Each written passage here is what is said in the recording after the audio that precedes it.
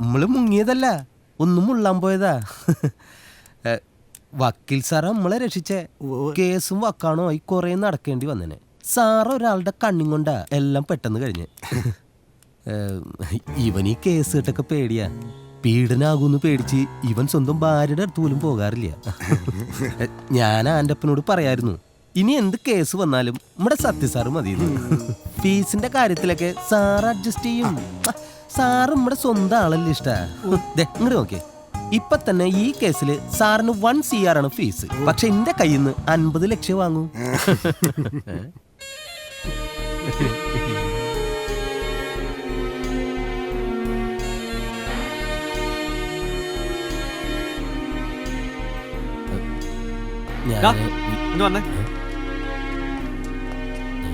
നിനക്ക് ഈ സാറിനെ മനസ്സിലായോ? കുര്യൻ ജോസ് നമ്മുടെ ക്ലയന്റാ. കണിമംഗലം പീഡന കേസിലെ പ്രതി. മോളുടെ പ്രായമുള്ള പെങ്കൊച്ചായിരുന്നു കഥയിലെ നായിക. എന്തിനാ സാറാ അതൊക്കെ ഇവിടെ പറയണേ? ചെക്കൻ കുര്യച്ചന്റെ റേഞ്ച് ഒന്ന് അറിയട്ടെ. കള്ളസാക്ഷി പറയാൻ ആലക്സ് ഇല്ലായിരുന്നെങ്കിൽ അകത്ത് കിടന്ന് ഗോതമ്പുണ്ട തിന്നണ്ട ആളാ. ഇപ്പൊ ഇരിക്കുന്ന ഇരിപ്പ് കണ്ടില്ലേ? നീ ചായ എടു.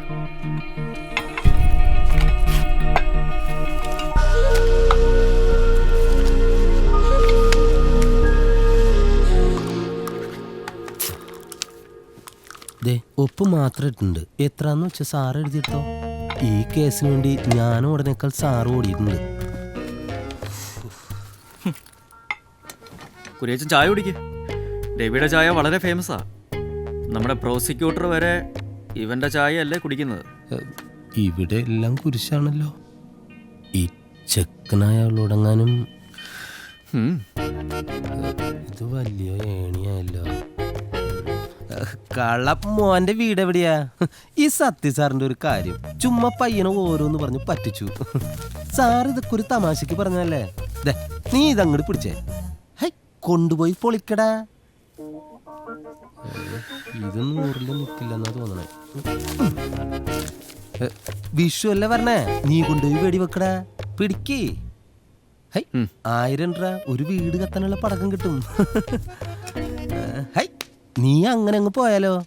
എടാ ഒരു താങ്ക്സ് എങ്കിലും പറടാ. നീ എന്തേലും വാതുറന്നൊന്നും മിണ്ടിട്ട് പോടാ.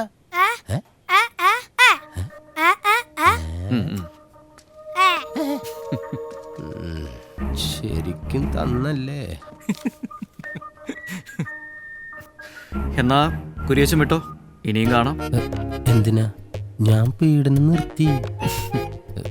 നീ വരുന്നുണ്ടോ? എന്നാ എണീക്കിടത്തുണ്ടി. പോട്ടെ സാറേ.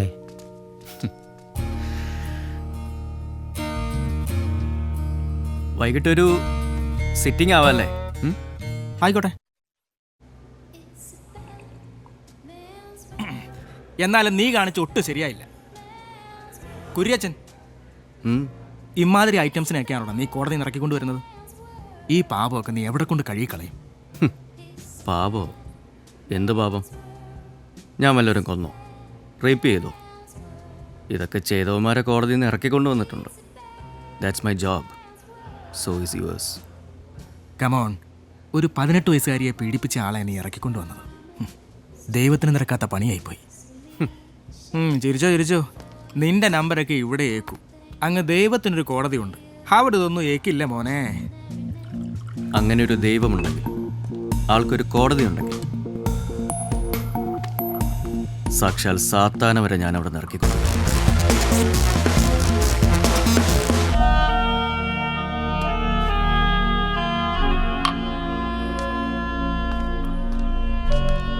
Excuse me sir, advocate Sathyam വന്നിട്ടുണ്ട്.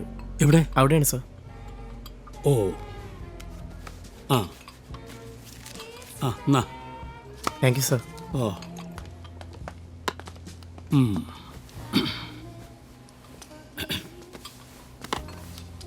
Excuse me. Yes, advocate Sathya? അതെ. I mister Rameshan. ഹലോ. ബിൽഡറാ? ഹലോ. ഓ ഒരു കാര്യം പേഴ്സണൽ. പ്ലീസ്. അതെ. ഞാനിപ്പോൾ വരാം. ശരി. ആ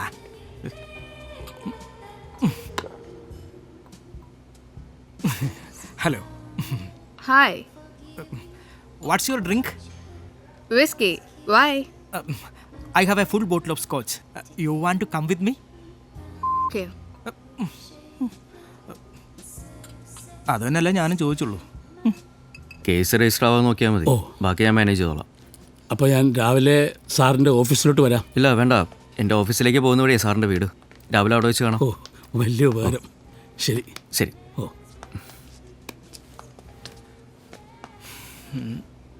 ആ ദാ ഞാൻ ഇറങ്ങാം. രാവിലെ ആ കക്ഷിയെ കാണണം. ആ മുൻസിഫ് കോർട്ടിലെ കേസ് നീ ഹാൻഡിൽ ചെയ്താൽ മതി. തവണ എന്താ കേസ്? കൊലപാതകം, മോഷണം, അതോ പീഡനോ? സൂയിസൈഡ്. താങ്ക്സ്. മിസ്സിസ ലത. ഓ Finally.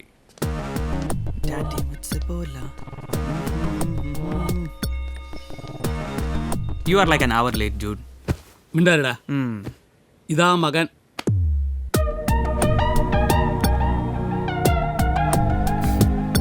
ആ ഡോക്ടർക്ക് കേസ് റിപ്പോർട്ട് ചെയ്യാൻ കിട്ടിയത് എൻ്റെ അളിയന് ചാർജുള്ള പോലീസ് സ്റ്റേഷനില്ല.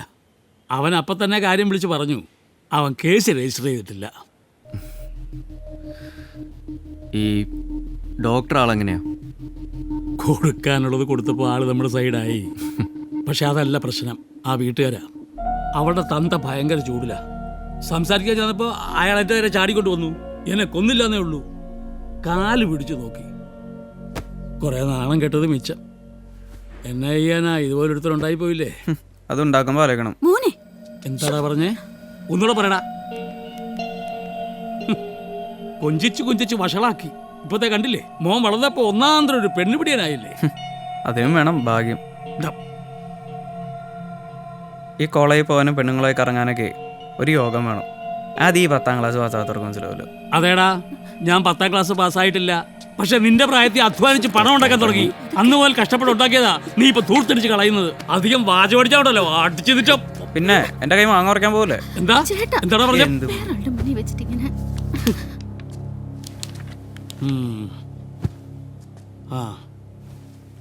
അല്ല, സാറൊന്നും പറഞ്ഞില്ല. കഴിഞ്ഞോ? ആ, കോമ്പൻസേഷൻ എത്ര കൊടുക്കാന്നാ പറഞ്ഞത്? 25 ലക്ഷം. ഒരച്ഛൻ്റെ അടുത്ത് മകളുടെ മാനത്തിൻ്റെ വിലയാണ് നമ്മൾ പറയുന്നത്. എമൗണ്ട് വലുതായാൽ പോരാ, it should be huge. Minimum 1 കോടി.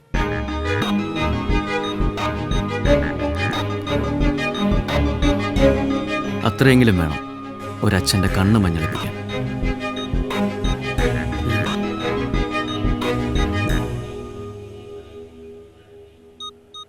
അപ്പൊ സാറിന്റെ ഫീസ്? കോമ്പൻസേഷൻ്റെ 20%, 20 ലക്ഷം.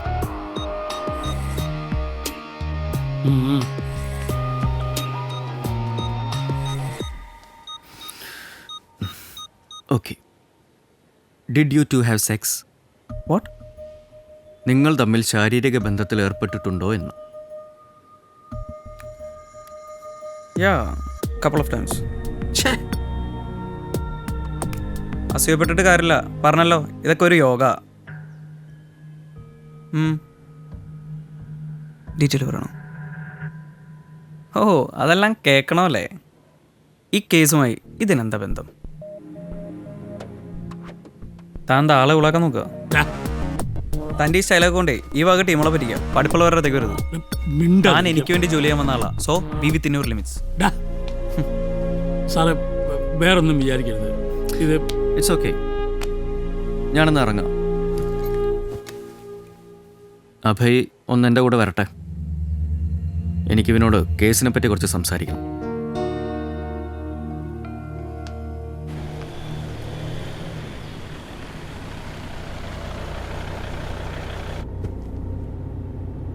സീറ്റ് ബെൽറ്റ് ഇട്. ജസ്റ്റ് ഡ്രൈവ് മാൻ.